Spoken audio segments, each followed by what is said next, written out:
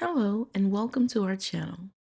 Whether you are new here or you have already subscribed, we are so very happy to have you here.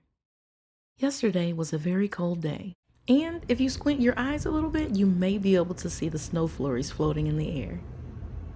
Times like these, when it's cold outside, is cause for comfort food, which to me means that it is still soup season. So today we will be taking inspiration from Pinterest and we will be making a potato and sausage chowder.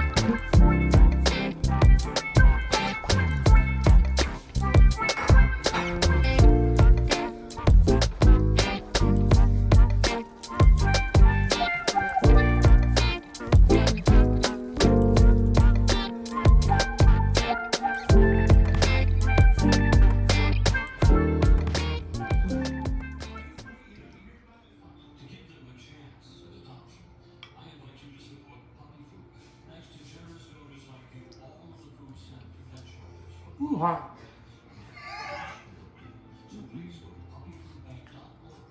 That's good. That's good. It's hot.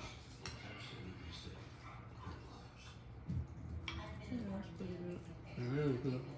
Frank, where are you going? Yeah, that's really good.